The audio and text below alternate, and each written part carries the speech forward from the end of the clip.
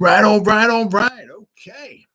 The date, November 14th, 1926. The time, I'd say about 2:30 in the afternoon. Usually that's what time the Giants started their games in the when they were playing at the Polo Grounds. Usually, for whatever reason, it was 2:30 in the afternoon. The place, the Polo Grounds in New York, and the teams. Are you ready? The Los Angeles Buccaneers. Word to your mother, folks. Word. And the New York Football Giants. This would be the only year that the Los Angeles Buccaneers were in existence. Shame. They were actually not too bad of a team. And in today's ball game, they actually won the football game.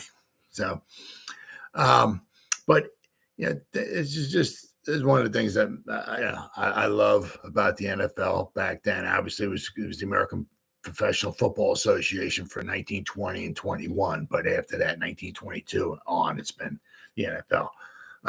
But it was just absolutely crazy. 1925, there was 20 teams. 26, there was 22 teams. 27, I think it was 12 teams. 28, I think went down to 10. 29, I think went back up to 12. I think 1930 was 11. I mean, I think it was from, I think when the Giants started anyway. Okay, just when the Giants started. Obviously the Giants started in 1925. It took from 1925, it went all the way to 35 and 36. For the NFL actually had back-to-back seasons.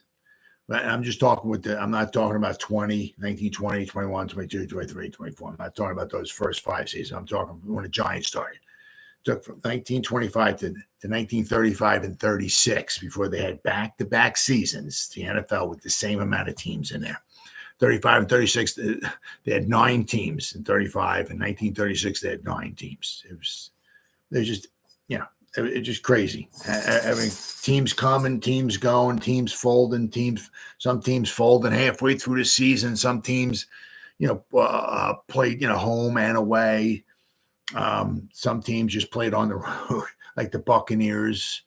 I'm going to read some stories here and everything like that. But, there was a few teams during the 26th season that were predominantly just road teams. The Duluth Eskimos actually played their first game of the season in Minnesota. And then after that, they went on a crazy, absolute crazy road trip. They went on I believe I remember, because this is the game prior to this one. The Giants played the Duluth Eskimos and beat them 14-13. It wound up being a good game. They had to block an extra point.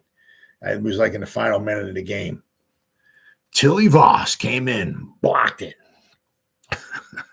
and blocked Ernie Nevers' extra point try, and the Giants won. And that game. This is November 14th. That game was when the Giants played the Duluth Eskimos. There was 3 days prior.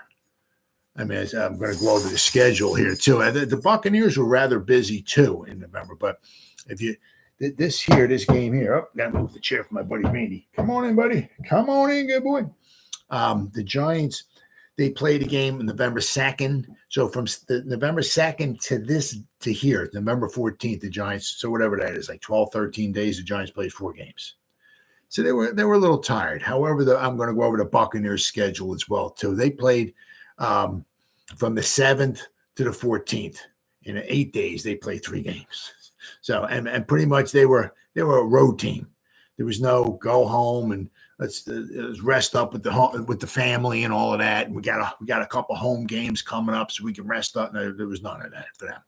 So they were a road team as well too. But I said in 1926, I said the Duluth Eskimos. Getting back to those guys, they played their first game at home in Minnesota, and after that they went on 29 games in a row. They weren't all league games; they were exhibition games. But they actually became rather famous. The 1926 Duluth Eskimos, they were just rather famous. But they went on 29 within it was like 4-month period of time. Road games, 29 games in a row on the road in one season. I mean, crazy. Well, I mean, a lot of it also had to do with because, I mean, they were up there in Minnesota. And now we got some global warming going on. Okay, let's, I mean, back then, you go back 100 years ago, Minnesota, I'm not saying it's not cold Minnesota nowadays, but back then, I mean, you're probably getting into November and it was probably getting cold. By the time December rolled around, Lord knows what kind of temperatures they had in Minnesota and all that. So, I mean, so there were definitely some teams that were just pretty much like road teams. And a lot of it was back then, you got to get the rear ends in the seats. That's the way you made money. That's the way you stayed afloat. And a lot of it was, like where the Giants usually, most of their games were at home, and this year as well too, because they were in the Polo Grounds. Now, not that the Polo Grounds could hold a lot of people. Not that they ever really sold out. They sold out the one time in the Red Grange game, which was on December 6th, 1925. They sold out. Plus, they had people like in the aisles and stuff like that. I mean, it was just absolutely freaking crazy. But you wanted a place that could hold a lot of people. Not only hold a lot of people, but New York City, there is a lot of people. So the possibilities of getting a lot of people at the game, and this game here was an example of that. There was a decent amount of people at this game. But I mean, that was a huge thing back then. Absolutely huge thing back then. But let's go over this. Let's give you a little background here before we dive in. I got, I think, like three different articles to read about this game. But let's take a little deep dive. Once again, I have 452 trillion tabs open up. Nope, that's not it. Here, is this it? Where is the 19? Here we go. Okay. All the way down the end down here. The 1926 NFL season. 1926 NFL season was the 7th regular season of the National Football League. It was the 7th for the NFL. It was the 2nd for the Giants. The league grew to 22 teams. I figured that would not be equal in professional football until 1961. That would be, that's when, let's see, what do we have? We had 12, 13, 14. That's when there was 8 teams in the AFL. And with the addition, because in 1960, there was 12 teams in the NFL, 1959. 1960 came along the Cowboys. They got added to the NFL. So that gave the NFL 13 teams, and the newly formed AFL had 8 teams, right? So in 1960, there was 8 in the AFL, 13 in the NFL. 8 and 13, 21. Okay. 1961 comes along. Because you want to make it, you want to have an even amount of teams, basically. So 1961, who comes along? The Minnesota Vikings. So then in the NFL, you had 14 teams. The AFL still had 8. So 8 and 14. Now you got your 22. So the teams, they added the Brooklyn Lions. And once again, and that's freaking crazy. They added the Brooklyn Lions. They started the season as the Brooklyn Lions. They ended the season, you can say, of one or two teams. They were either the Brooklyn Horsemen, or I saw the Brooklyn Horse Lions. Because by the time the season ended, they merged with the Brooklyn Horsemen of the AFL. It was a new league got formed for one season because it folded. It was original AFL, 1926, lasted one season. The Brooklyn Horsemen of the AFL, they only lasted like halfway through the season, and then they disbanded because they just couldn't afford to stay afloat. So they disbanded, and basically, I can't say all their players, but some of the players merged with the Brooklyn Lions of the NFL, and they wound up becoming either the Brooklyn Horse Lions, or some people call them also the Brooklyn Horsemen. All right, so, I mean, just crazy Crazy stuff like that. I mean, it's almost kind of, I don't know, whatever you want to call it. That's like the NFL goes along during the regular season, and all of a sudden a team from the Canadian Football League folds, and Saskatchewan or the Ottawa Rough Riders, they disband, and their team gets added into the Chicago Bears or something. I mean, just crazy stuff like that. But that's what happened here. So that's why the Brooklyn Lions wound up becoming like the Brooklyn Horsemen or the Brooklyn Horse Lions at the end of the 26th season, because they merged with another team in the middle of the season. They just merged. Crazy. So the NFL added the Brooklyn Lions, the Hartford Blues, who had been around. The Hartford Blues had been around, but this was the first year that they entered the NFL. Actually, the Hartford the Giants were to play the Hartford Blues this season. And I believe it was the Giants' first game of the season. Whoops. The Giants. Yep. Giants played first game of the season. They beat the Hartford Blues 21-0. All right. Now, where are we at here? I just lost. There we go. 7,000 tabs open up. All right. They added the Hartford Blues. They added the Los Angeles Buccaneers, the Louisville Colonels, with the Racine Tornadoes re-entering. The Cleveland Bulldogs sat out for one season, okay? The Rock Island Independents defected to the upstart American Football League, that's the AFL. And the Rochester Jeffersons suspended operations for the final time, eventually folding in early 1928. The Akron Pros, rebranded as the Akron Indians, the Duluth Kellys became the Duluth Eskimos, and the Buffalo Bisons as the Buffalo Rangers. And let's see, also some people also kind of, I guess here, call them the Buffalo Cowboys as well. The Buccaneers, the Eskimos, the Colonels, and the Buffalo Rangers were showcase teams. The first efforts for the league to reach beyond the Northeast and the Midwest. The Buccaneers, a response to the AFL. The AFL, they had 9 teams. Right, so they put one team in, which they didn't play any games out there, but they had the Los Angeles Wildcats. Okay, another reason why the NFL put a team in Los Angeles, to make them the Los Angeles Buccaneers. They were trying to compete with the AFL, I guess, trying to run them out of town, basically. The AFL put a team in Brooklyn, the Brooklyn Horsemen. So the NFL put a team, the Brooklyn Lions, in Brooklyn. The Giants had the New York Giants. Well, the AFL, they put the New York Yankees, right? And talking about close proximity, I mean, you're talking a matter of like hundreds of feet between old Yankee Stadium and the Polo Grounds. They were separated basically by a body of water. So they were really competing. And basically, both leagues suffered big time.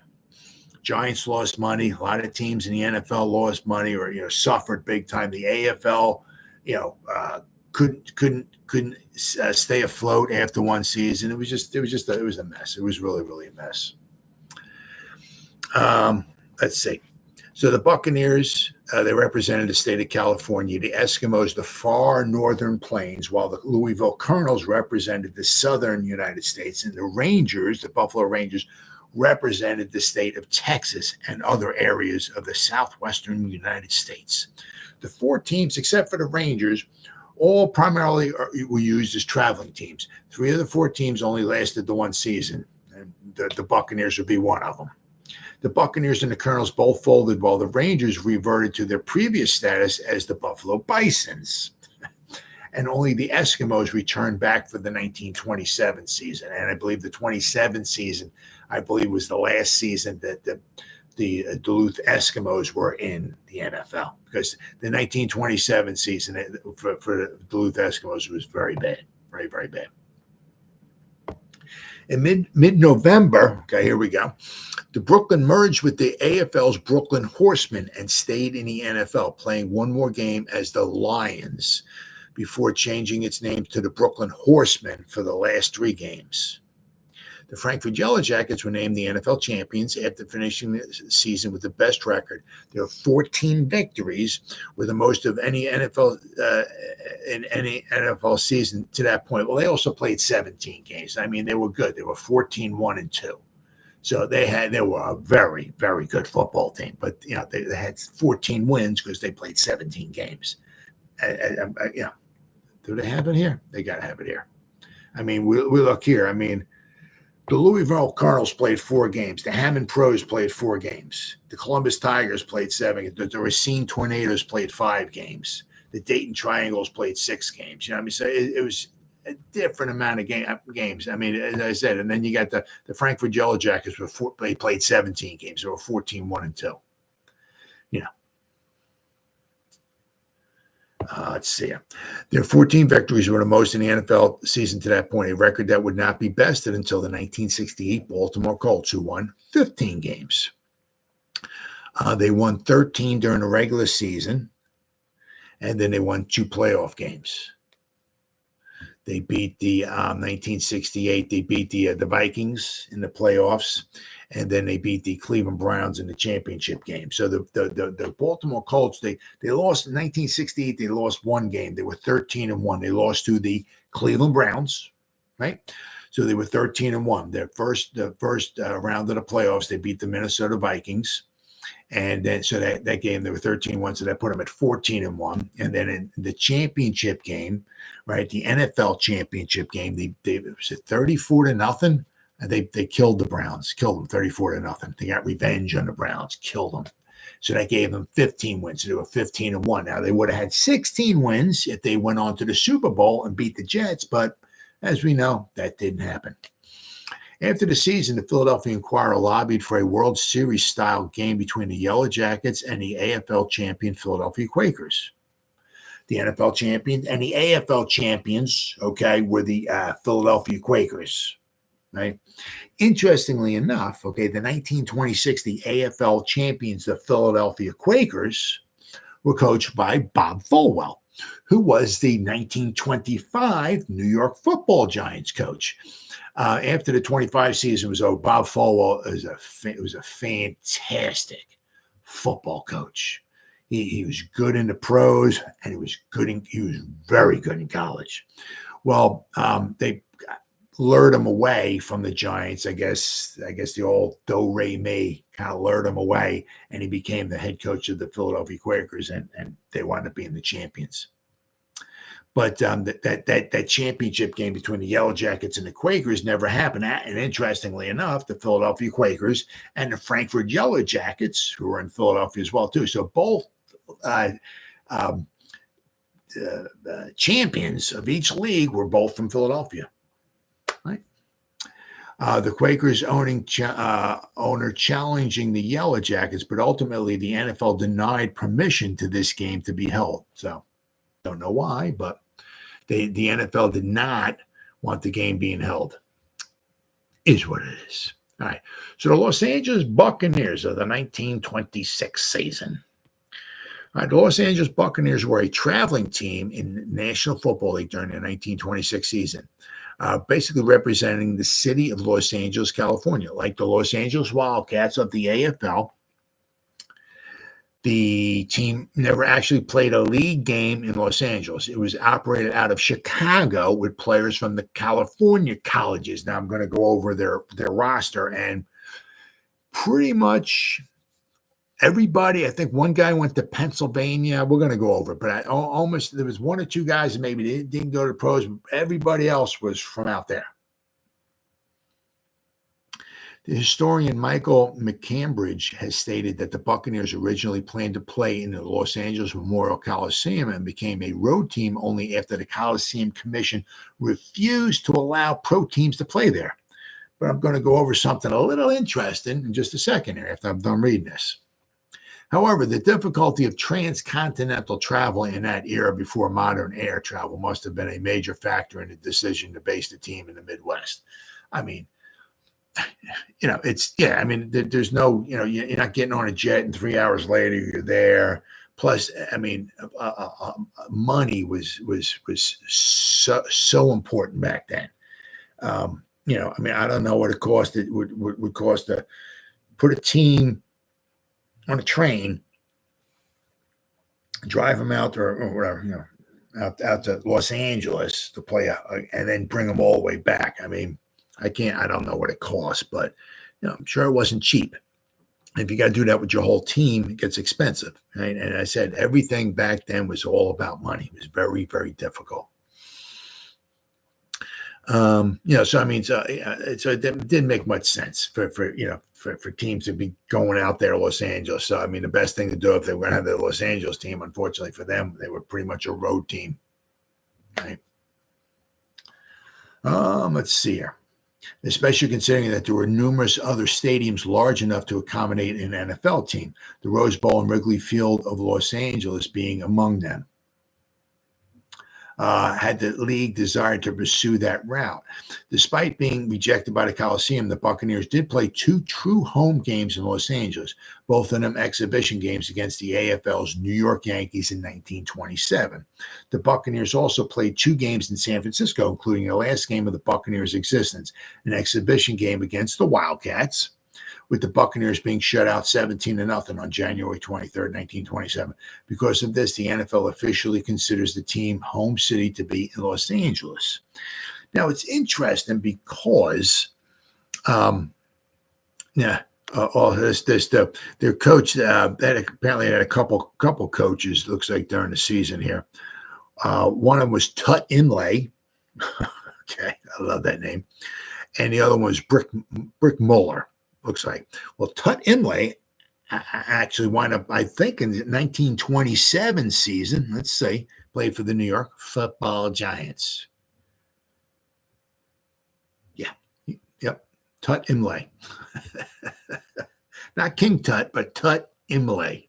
Played for 1 season for the New York Giants. After the Buck got done playing with the Buccaneers in 1927, he played for the Giants. And, of course, that just happened to be the Giants' first ever NFL championship season, right? But say, interestingly enough, okay, the Coliseum did not want professional teams playing in there. Okay, all right. Well, I mean, what happened was in 1925, right, the Chicago Bears, after Red Grange got done playing his playing days, okay, in Illinois. I believe the last one was, it was just before, let me say, it was just before Thanksgiving.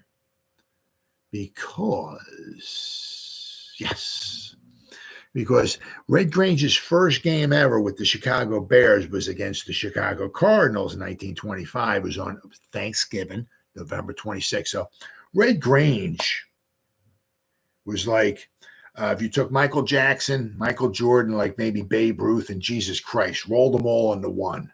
That's basically how popular he was back then. He was huge back then. Well, Red Grange, after his Illinois playing days were over, signed with the Bears, and he made a ton of money. But after the season was over with, right, the Bears went on a barnstorming tour. Basically, they went down south. They played Florida. They went out. They played New Orleans. They played in. They went out to California. I believe they played in Oregon. They played in Washington, the state of Washington. They went on a big barnstorming tour. Let's see here. How many games did they play? 1, 2, 3, 4, 5, 6, 7. They played 9 games. After the season was over, they played a few other games in the middle of the season. They played exhibition games in the middle of the season. Why? To make some extra money. Because they knew they had Red Grange, right? Once they had Red Grange, people wanted to come to see, not the Bears, not the Giants. They wanted to see Red Grange. So the Bears had Red Grange. So they were playing exhibition games in between the games, regular season games.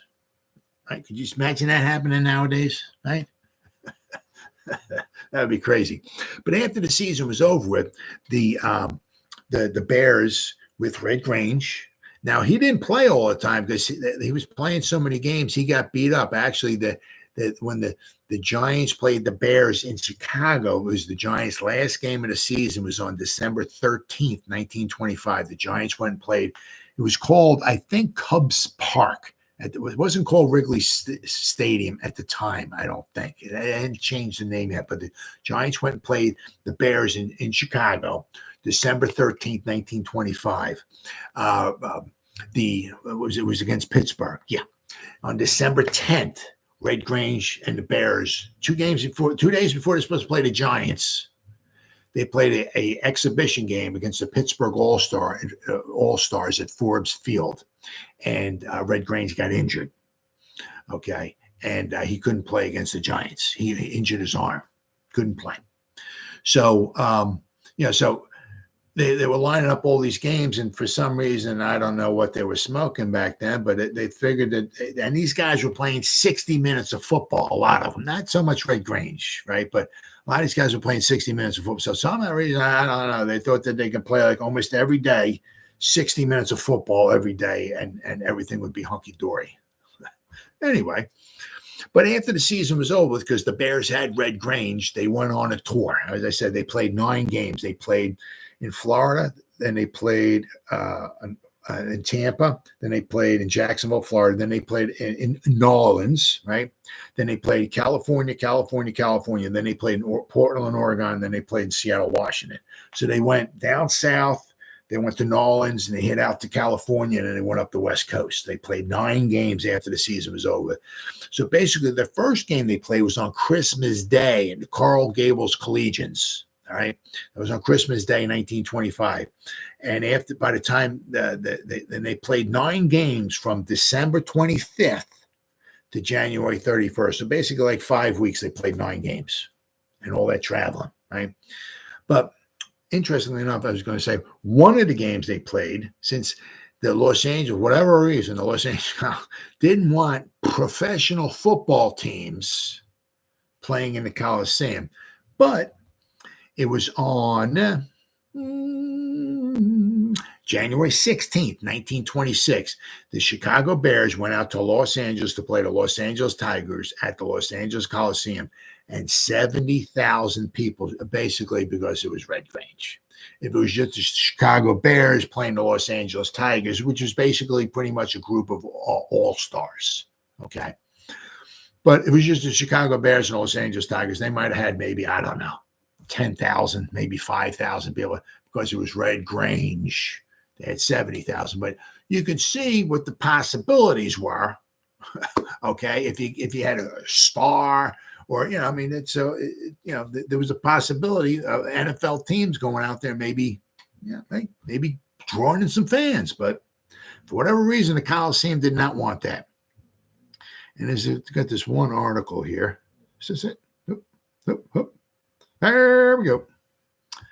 Grange Day in Los Angeles brought a blast of perfect weather and a tremendous crowd of 70,000 persons to see the Wheaton Wizard. I guess that's one of it. He had a couple nicknames. I think the Iceman was one of them. I guess the Wheaton Wizard was another one. I guess the most sensational runner of modern football. Playing perfectly as a team, the Chicago Bears beat the Los Angeles Tigers 17-7, a furious last-minute rally in which mighty George Wilson played the leading role, bringing the locals a touchdown after a procession down the field that followed the receiving of a kickoff. The Bears scored 2 touchdowns and a drop kick plus 2 goals after touchdown. Grange made both of the touchdowns, and while he uncorked none of the long runs for which he was famous during the late college season, the redhead carried the ball often enough and brilliantly enough to pacify most of the midwinter customers. So, I mean, just goes to show, as I said, they beat the Los Angeles Tigers 17-7, and in front of 70,000 fans at the Coliseum. So it was just I don't know. I just found it a bit strange how the Coliseum didn't want anybody in there, professionals in there. When right there they brought in, basically because of Red Grange though, but they brought in a big crowd. I got this here, 1926, a January exhibition game featuring Red Grange against a team of. Now here they said drew 75,000 people, but in January exhibition game featuring Red Grange against a team of college all-stars calling themselves the Los Angeles Tigers draws a crowd of 75,000 to the Coliseum. To that point, which was a pro football record. For one season, Los Angeles had two pro football teams, the NFL Buccaneers and the Wildcats of the newly formed American Football League. Although neither team plays in Los Angeles, with USC lobbying successfully to ban pro football from the Coliseum. So I guess the University of Southern California was lobbying, and they banned pro football from the Coliseum. Both the Buccaneers and the Wildcats are Los Angeles in name only, playing strictly on the road. Travel weary, the Buccaneers finished 6-3-1. Okay, and the Wildcats finished 6-6-2, and then the AFL folded after that. So it's a shame. What we got here? As I said, the Buccaneers, they played this obviously this game here was played on the 14th, November 14th, but they played November 7th. They beat the Providence Steamrollers 7-6. Then they played the 11th. They played 4 days later, and they lost to the Pottsville Maroons. And then they played 3 days later against the Giants. So basically from the 7th to the 14th, like 8 days, right? They played 3 games. So they were a little weary, right? Especially they're strictly traveling, right? So they were weary. However, the Giants now, okay, they played on the 2nd, they played the 7th, they played the 11th, and they played the 14th. So from the 2nd to the 14th, what is that, like maybe 13 days? They played 4 games. So they were a little weary too. However, they played the Canton Bulldogs at home. They played the Chicago Cardinals at home. They played the Duluth Eskimos at home. They played the Los Angeles Buccaneers. Where? At home. So they weren't doing a lot of traveling. However, 4 games in 13 days, that'll get you a little weary too. So both teams were kind of weary, right? Let's see here. I said the Buccaneers, they lost to the Chicago Cardinals. Then I'll tell you what, 1, 2, 3, 4, 5, 6, 7, 8. Then they won a stretch of 8 games where they went 6-1-1. Their only loss was to the Pottsville Maroons during that 8 game. They tied the Buffalo Rangers 0-0, right? They beat the Milwaukee Badgers. They beat the Canton Bulldogs. They beat the Providence Steamroller. They beat the Giants. They beat the Brooklyn Lions and the Detroit Panthers. So in a stretch of 8 games, they were 6-1-1. So they were not a bad team. Not too shabby, right? They lost the last game of the season against the Kansas City Cowboys. They lost 7-3. So as I said, for their traveling team, it was 6-3-1. That's pretty doggone impressive. I got another little tidbit here, and then I'll go over their roster, right? The 1926 Los Angeles Buccaneers. Every Bucs fan knows that the Tampa Bay Buccaneers started in the 1976 NFL season, went winless in their first 26 games. But how many of you know that 50 years earlier, another Buccaneers team took the field in the NFL and posted a winning season, right? Long before the days of Gene Deckerhoff, Dave Moore, and T.J. Rives. Well, okay, long before the days of Dave and T.J. then. Back in the early days of the NFL, when teams came and went every season, yes, they did, a team that called itself the Los Angeles Buccaneers played in the 1926 NFL season. The year before, there had been a team called the Los Angeles Tigers, but they were also a one-year wonder. The LA Bucs played only 10 games in their existence, and every one of them was on the road, as most NFL teams in those days were based on the East Coast or around the Chicago area. In addition, there was no proper NFL schedule, and teams played an odd number of games in a season. The unofficial champion went to the team with the best winning percentage, and the idea of a Super Bowl was still a long way off in the future. The head coach of the team was one Tut Imlay, right? Right? Full circle. As I said, 1927, he played 1 season for the Giants. Tut Imlay, who also played at running back, wing back, and fullback for the franchise. Brick Miller was the assistant coach playing at the end position. These were the days of 60-minute football. two-way players, and no specialist substitutions. Not much passing, definitely no Monday Night Football, and George Halas was still a player on his way to becoming a legend. The Buccaneers even played a midweek match during a 10-game schedule. Well, they played two midweek games because they played on Thanksgiving as well, too. Right? Yes. Yeah. They played November 7th, then they played the 11th, and then they played the 14th. So they played the November 11th against the Pottsville Maroons, a midweek game. Then they played the 14th Sunday. They played the 21st Sunday. Then they played the 25th Thanksgiving, so another midweek game. So they played more than just one midweek game. Fresh from a narrow win over the Providence Steamroller, they lost to the Pottsville Maroons on a Thursday afternoon before defeating the New York Giants 3 days later in a normal Sunday game. Tut Imlay was the main offensive force of the team, along with the wonderfully named Tuffy Maul, perhaps an ancestor of the Sith Lord Darth Maul from the Phantom Menace. I'm not sure who that is. If that is I'm not sure. Phantom Menace. Brick Miller's passing stats for that season rank even some of the worst quarterbacks in Buck history in terms of completion percentage, but 1926 football was by no means any kind of a passing game. Oh, let me go over here. Oh, my God. Oh, wow, this is pretty cool. I don't know how they figured this stuff out. This is pretty cool. The NFL reorganized itself at the end of the 1926 season, and many teams were disbanded, with their best players being absorbed into other teams. The Los Angeles Buccaneers were one of those, and their records were consigned to the history books. It would be another 50 years before another team called itself the Buccaneers took the field in the NFL. And that is dead on, right? Because this is 1926. The Buccaneers came around in 1976, right? I'm going to go over their roster. And I'll read their names, but they got here. Wow, this is unbelievable. Brick Muller, right? According to these records here, they don't know how many yards he completed, but apparently he had 3 touchdown passes with no interceptions. Not sure how accurate that is, but according to this, he threw 95 passes, he completed 14 of them. That's like I don't know what the hell would that be. 14%, 15% completion percentage. That's pretty bad. Tut Imlay apparently led the team with 225 rushing yards. Tuffy Maul had 104 rushing yards. Receiving, Tut Imlay and Brick. Well, they got Brick Muller and Brick Miller.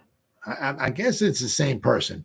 So he's either Brick Miller or Muller, and Tut Imlay both led the team with 8 receptions. But Brick Miller or Muller had 4 touchdown receptions. Very, very interesting.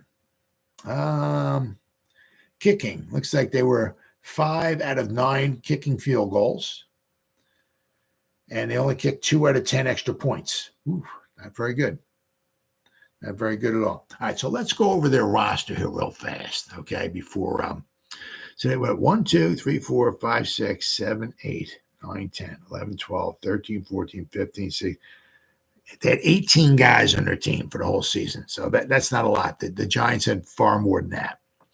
But Juddy Ash, okay, he was from Oregon State. Now you notice how they all have Western flavors to them, all these colleges, except for like one guy, right? Ben Bangs, B-A-N-G-S, Ben Bangs was from Washington State. Fred Beach was from California. Bull Finch was from Whittier College, that's in California. Bill Gridiron is from Nevada, right, out west. Del Hufford was from California. Tut Imlay, he was from California. Tuffy Maul was from St. Mary's of California. And also Jack MacArthur was from St. Mary's of California. Brick Muller was from California. Don Newmeyer was from California. John Nolan was from Santa Clara, which is in California. Artie Sandberg didn't go to college. Pete Schaffnet went to California. Don Thompson went to Redlands, which is in California. John Thurman, I'm not sure how he snuck in there, but he's from Pennsylvania. Don't know how that happened. Ellery White, he didn't go to college at all. And Al Young went to California. So you can see basically out of all those guys, two of them didn't go to college and one guy went to Pennsylvania, but everybody else was way out west. That was pretty much the entire that was their entire, where are we at here? Roster. So, not a boatload of guys, especially to be playing a whole season. Not a lot of guys. All right, but we got. So with the Giants here, okay. Now they came in. They kind of did the same thing as they did the year before. They started off slow, right? In 1925, they lost their first 3 games. Then they played 9 more games. Out of those last 9 games in 1925, they won 8 out of their final 9. So actually, they were 0-3 at one point. They went from 0-3 to 7-3. Then they lost to the Bears 19-7, and then they won their final game of the season against the Bears 9-0. So, but they went from 0-3 to 7-3. So they went on a little bit of roll. It was kind of a little bit the same thing here. They won their first 2 games of the season. Right? They beat the Hartford Blues and Providence Steamroller. Then they lost 3 games in a row. So they was 2-0. Then they were 2-3. Then they beat the Kansas City Cowboys, right? 13-0. So now they're 3-3. They tied the Canton Bulldogs, so the Giants finished 8-4-1 in 1926. So they're one tied at Canton Bulldogs, 7-7. That was the Bulldogs tied that up late in that game. Late. The Giants should have won that game, but woulda, coulda, shoulda is what it is. So the Giants after that were 3-3-1. Then they beat the Chicago Cardinals and the Duluth Eskimos, so they wound up going 5-3-1. Right. So this game here, entering this game, the Giants were 5-3-1. So, and actually, I guess the once again, I gotta find it here. Nope, that's not it. So the Giants came in 5-3-1, and what it? The 5-3-1. The Bucks were 3-2-1. Okay. So as I said, just because they're playing the same game, the same day, they're playing each other, does not mean they're coming into this game with the same amount of games played. So the Bucks coming into this game were 3-2-1. The Giants were 5-3-1. So after this game was over, the Bucks would be 4-2-1, and the Giants would be 5-4-1. Then the Giants will win their final 3 games of the season. Once again, I got to find the. So the Giants, their final 3 games, they would beat the Providence Steamroller. Then they would play basically back-to-back games against the Brooklyn Horse Lions, and they would win both of those. So the Giants went after this game, they would be 5-4-1. They would win their final 3 games of the season, finishing up at 8-4-1. So I said, I think it's 3 articles here we got. Yeah. Gonna read them over. Is this it? Yep, there we go. Now, also got to keep in mind here. I mean, there's always discrepancies. I was doing one, the other. Maybe it wasn't the last one. Maybe I think it might have been against the Cardinals. I think it was. The Giants beat the Cardinals, the Chicago Cardinals. So that's 20-0. And I read 3 different articles. And just, it's just the way it is back then. There's no ESPN, no NFL films. You can't go back. You can't go back and talk to people because everybody who's at that game is dead, right? You can't, there's nothing. There's no film, nothing, right? So you got a lot of discrepancies, especially with maybe who the substitutes were, who the starting lineups were, how far the guy ran for a touchdown, how far the field goal was. There's a lot of discrepancies. Well, this one game was against the Chicago Cardinals 2 games ago, and the Giants played the Chicago Cardinals. They beat them 20-0. Well, Hickey Haynes had a long touchdown run in that game. And I read 3 different articles, and each article had a different number of how far the touchdown run was, right?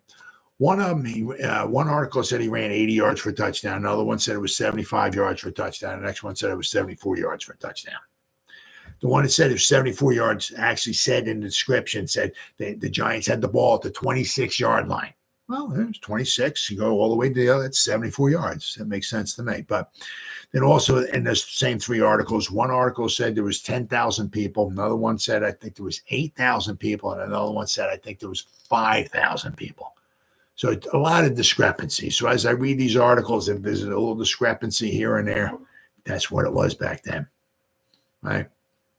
And I said, there's no film, there's no ESPN film to go back. There's no ESPN Sports Center. Yeah, so you can see exactly where the line of scrimmage was. There's none of that. You know what I mean? So a lot of discrepancies, but it is what it is. All right. So here, an intercepted pass beats the Pro Giants. They lose to Los Angeles 6-0 when Thompson takes Hickey Haynes' toss and runs 22 yards for a touchdown. Moeller, powerful threat, excels in offense and defense in a hard game before 20,000 people. New York threatens at the end. Brick Moeller brought his Los Angeles Stars to the Polo Grounds yesterday and led his 11 to a 6-0 victory over the New York Giants before a crowd of 20,000 people. I mean, that's a lot.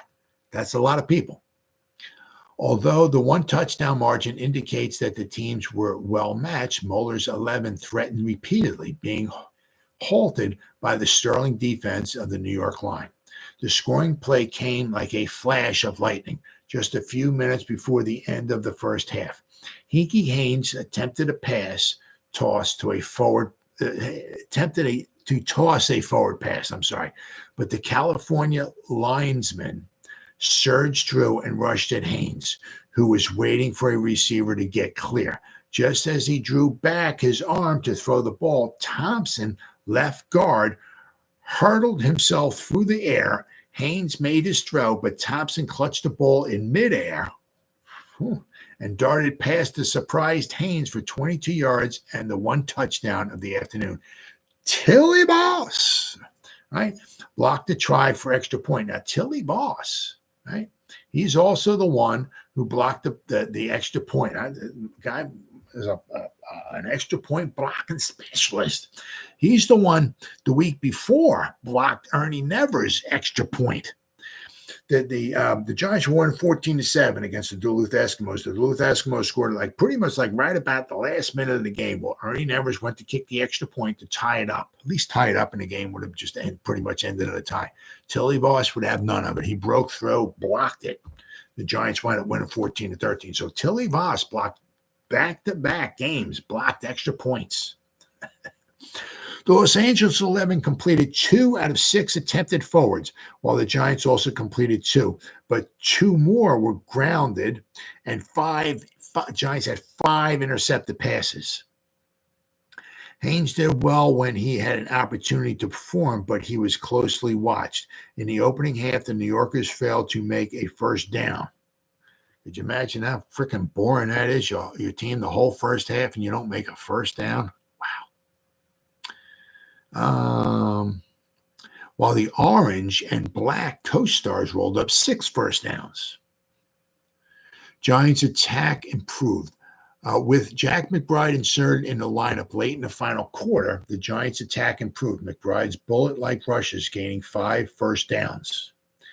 He personally brought the ball all the way down the gridiron in this last frantic spurt of the Giants to tally, but the Californians stiffened on their own 12-yard line and hurled back both Haynes and McBride.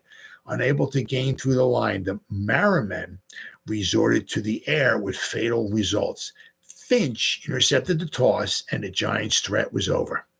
With only a minute left to play and with their backs to their goal line, New York used a spread formation and called Parnell behind the line. He threw a 50-yard pass to Haynes, but another long heave was grounded, and the game was over. The orange and black had a fast and sturdy set of line smashers in Tut Imlay and Maul.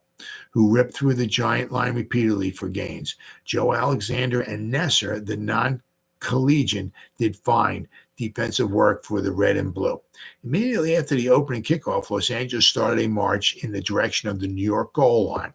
Maul and Imlay alternated in smashing past the red and blue for forwards, and then Mueller would take the ball on a deceptive reverse play from end, which generally was good for a gain. Maul forced to kick. All right, we'll get here. After 3 first downs had been reeled off, the Giants bucked up and forced Maul to kick. Mueller was down under the punt like a flash, and he made the first of a series of tackles which featured his play. Mueller made every tackle but one in covering the kicks. Unable to penetrate the orange and blue line, Hogan punted in return, and again the Californians started downfield. The Coast 11 carried the ball to the 2-yard line in its march, but was halted by the Giants' forwards. The visitors soon returned to the attack, but were always stopped by the New York forwards, and with about a minute to play in the half, Haynes unloosed what proved to be the touchdown pass. In the final half, the Giants line strengthened, and assaults of Maul and Imlay were somewhat curbed. New York's attack was feeble, however, until McBride entered the fray. He immediately passed to Grigg for 22 yards. Then he slipped off tackle for 8 yards and shot through center for 3 yards and a first down. One line buck gained 11 yards, and he slid off tackle for 7 more. On 2 plunges, he had another first down. Then Haynes was unable to gain, and when McBride failed, he tried a pass, which was intercepted, and the Giants' chance to tally was shattered. Shattered. All right, here we got. They got Hufford. This is for the Buccaneers team. Hufford was their left end. Thurman was their left tackle. Thompson was their left guard. MacArthur was their center. Nolan was their right guard. Newmeyer was their right tackle. Mueller was their right end. Tut Imlay was their quarterback. Finch was their left halfback. White was their right halfback. And Maul was their fullback. For the Giants, Tilly Boss was their left end. Steve Owen was their left tackle. Nesser was their left guard. Murtaugh was their center. Williams was their right guard. Alexander was the right tackle. Carney was the right end. Grigg was the Giants quarterback. Hinkie Haynes was the left halfback. Hogan was the right halfback. And Hill started at fullback for the Giants. Substitutions: John Alexander went in for Carney. Coppish went in for Hogan. Parnell went in for Joe Alexander. Joe Alexander went in for Murtaugh. And McBride went in for Hill. Apparently, I don't know. I guess the Buccaneers had no substitutes. So the Giants put in all kinds of substitutes in there. All right. So then we got a couple more articles here. If I can find them. Here we go. All right. Is that it? Nope. I do apologize. Here we go. All right. Oh. Okay. Oh, wait. Bam. There we go. It's a little bit better. All right. The Brick Muller's Golden Staters best by 6-0. The versatile Brick Mueller and his Los Angeles Californians defeated the New York Giants 6-0 in a National Professional League football game at the Polo Grounds yesterday afternoon before a crowd of this is where it's just crazy. Before a crowd of about 5,000 people. The other article said 20,000. This one says 5. The Californians dominated the play most of the time, but the New York defense was so sturdy that it took a startling break to give the winners their touchdown. In the second period, the Giants tried a forward pass from their own 30-yard line. Thompson, a big guard from Redlands University, which is in California, intercepted the throw and ran unhampered across the Giants' goal. 4 times, the Mullerites got close enough for fullback Maul to attempt placement kicks. He missed 3 and 1 was blocked. So they were trying kicks. They they could have easily had. I mean, the extra point was blocked. Apparently, I guess he tried 3 field goals. I mean, they could have easily had what? Well, I can't say easily, but I mean, it was tough to make kicks back then. But I mean, they could easily had in the teens. Mueller threw only one of his famous long passes, which the crowd was eager to see. The toss for distance was incomplete. Brick threw another that found its mark for 15 yards, caught one for Maul for 20 yards, made a 16-yard end run, and generally acted like the best football player on the field. He plays end on defense and halfback when his side has the ball. The Giants were unable to develop a consistent attack except once in the final period. They finally got Jack McBride in the game. Jack McBride, for whom the crowd had been yelling all afternoon for, entered the game at that point, and in the 7 plays carried the ball 50 yards to the Californians' 10-yard line. So I'm not sure if he was injured or why he wasn't in there, but Jack McBride was a very good football player for a Giant. The only thing I can think of, maybe he was a little banged up, but he was a good football player for the Giants. I'm not sure why he didn't start. The drive fizzled out, however, with a touchdown in sight. McBride, during the lengthy advance, passed once to Greg for 20 yards and made the rest of the gains on 6 successive line plunges. The closing moments were enlivened by a 50-yard forward pass, McBride to Haynes, thrown from the Giants' 5-yard line. Haynes made several good run backs of kicks and one 22-yard dash from scrimmage. Nesser, the bald-headed guard who won't wear any headgear, was the star of the Giants line. The punting on both sides was unbelievably bad, though Walter Koppisch booted a few fairly long ones late in the game. Once again, here it says, Voss was the left end, Owen was the left tackle, Nesser was the left guard. This is for the Giants. Murtaugh was the center, Doc Alexander, who was the Giants' coach, 1926. So he was a player coach. Williams was the right tackle. Carney was the right end. Grigg was the quarterback. Haynes was the right halfback. Hogan was the left halfback. And Hill was the fullback. We got here. Okay, the Californians. Hufford was the left end. Thurman was the left tackle. Thompson was the left guard. MacArthur was the center. Nolan was the right guard. Newmeyer was their right tackle. Mueller was the right end. Tut Imlay was their quarterback. Finch was the right halfback. White was the left halfback. And Maul was the fullback. All right, so I have uno mas. Here we go. Giants beaten by Mueller's Gridmen. Ooh. Real barn burner here. 6-0. Okay, here we go. The Lion Horsemen will meet stiff opposition in their first game next Sunday, was demonstrated at the Polo Grounds yesterday when Brick Mueller and the Los Angeles Californians, who will furnish the opposition for the new combination in the debut at Ebbets Field, defeated New York Giants by a score of 6-0. A crowd of 5,000 saw the contest. So, I mean, 20,000 was a lot. That's a lot of people, really. 5,000 sounds a little bit more like it, but one article says 20 and 2 other ones say 5. It took a stunning break to give the Los Angeles 11 its touchdown. Although the Californians dominated the play most of the time, the Giants' forward wall held tight throughout the game, and the result would have been a scoreless tie had not Thompson, a big guard from Redlands University, intercepted a forward pass the Giants tried from their own 30-yard line in the second period and ran unhampered across the Polo Grounders goal line. Maul, Los Angeles fullback, got 4 chances to make the score more decisive, but he flunked on all of them. 3 times he missed, and the 4th effort was blocked. So apparently they had 4 field goal tries, and he missed all of them. And the extra point was blocked. So they had 5 kicks, and apparently, I guess maybe 3 were missed. Thinking here, another field goal was blocked, and another extra point was blocked. So I mean, they could have easily had almost 20 points.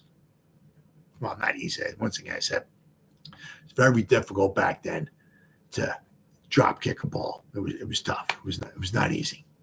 But I mean, they could have had a lot more than just 6 points. Mueller tried only one of his famous forward passes, and it was not completed.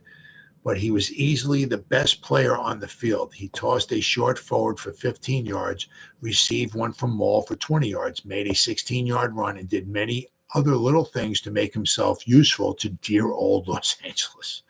The Giants' attack was latent until the final period when Jack McBride, who has become a big favorite with the regulars at the Polo Grounds, entered the game and in 7 plays carried the ball 50 yards to the Los Angeles 10-yard stripe. The crowd must have been going bananas. The drive faltered, though, however, with a touchdown in sight. McBride, during the steady advance, passed to Greg for 20 yards and made the rest of the ground on 6 successive line plunges. A 50-yard forward, McBride to Haynes from the Giants' 5-yard line enlivened the closing moments. Hinkie Haynes made several good runbacks of kicks and one 22-yard sprint from scrimmage, while Nesser, the bald and bare-headed guard, starred on the Giants' line. The punting on both sides was wretched, Walter Koppisch doing the only booting worthy of mention. So in the second period, there was no score, absolutely nothing at all. The Los Angeles Buccaneers scored their one touchdown, the only touchdown of the game in the in the second quarter. So it was last minute score brings needed points. That's that. So yeah, it was certainly, it was not a barn burning affair. Giants lost a tough one, 6-0. Could have been much worse, but the Giants right at the end of the game there also had a chance. They got down deep. They did need a touchdown now instead of trying to just kick a field goal. So it was not meant to be. But I mean, the score actually could have been much, much worse. So the Los Angeles Buccaneers come into New York, a traveling team, traveled the whole, right? Actually finished with a very good record of 6-3-1 during their 10-game road schedule in the 1926 season. So they came in, they defeated the New York Giants, but this would be the Giants' last loss of the season. After this loss, the Giants would be 5-4-1. Giants would have 3 games left, right? And they would win all 3 of them and finish their season 8-4-1. But today would not be the day for the New York Giants. So if you ever go back, if you ever get that Trivial Pursuit question, the first time the Giants and the Buccaneers played, who won? And of course, the answer, true answer, if you're thinking modern NFL, the Giants would beat the Tampa Bay Buccaneers the first time 10-0. But that's not the first time that a New York Giants and a Buccaneer team played.